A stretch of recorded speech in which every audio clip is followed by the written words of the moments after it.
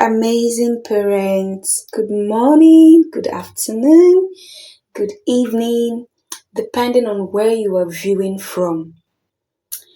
Today, I have a very serious question to ask.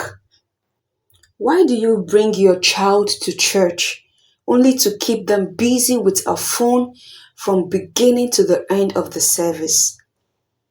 Think about it for a moment.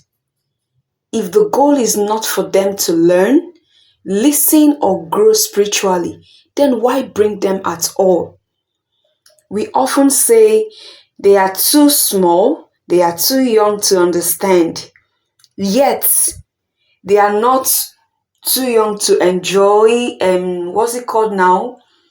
Lavish birthday parties you throw for them, watch cartoons for hours, and play games with your smartphone. Let's be honest. This is not innocence. That is ignorance.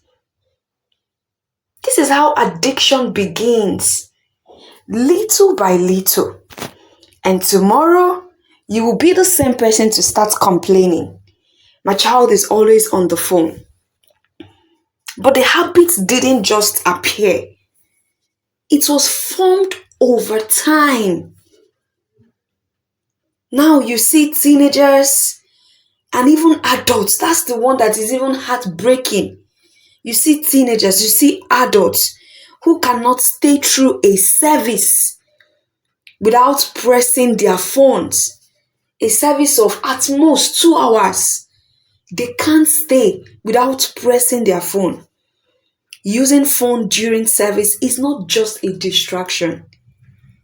It's not just a distraction. It reflects lack of reverence for God. I'm telling you. That is what it shows. Let's stop this pattern because it has consequences. Let me even mention a few or some of the consequences. Number one, spiritual disconnection. Your child is nothing without God. I'm telling you, your child is nothing without God, their creator. Then number two, it's short attention span. The child struggles to focus in meaningful things like their studies. Number three is addiction to screen. They become dependent on phones. Number four is lack of discipline. And number five is long-term habits. Even as adults, they continue this behavior of pressing phones during important moments of their lives. And let me say this clearly. I'm saying this with my full chest. I am in full support of churches that collect or restrict the phone till after service. Yes, I support it. Because sometimes what parents will not discipline, structure will correct. Now the child may cry when they collect the phone. The child may feel uncomfortable. But let me be honest. Who created that dependency? It is you, the parent.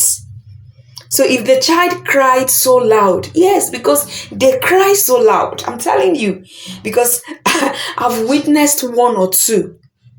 Their cries are very loud anytime you try to take away the phone from them.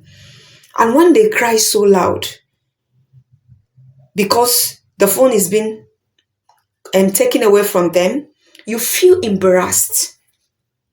That embarrassment is simply the result of a habit that you allowed. So what should we do instead? Take them to church, right? And when you get to church, you can take them to the children's department. Give them Bibles and writing materials, not phone. Engage them after service. Maybe when you're driving home as a family, ask them questions. What did you learn today? May I see your notebook? This is how to raise a child who knows God, not just a child who attends church. They are two different things.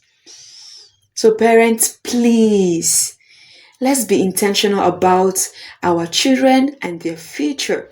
The habits we allow today are shaping the adults we will meet tomorrow. Discipline starts from a tender age. It may be uncomfortable now, but it produces a beautiful future.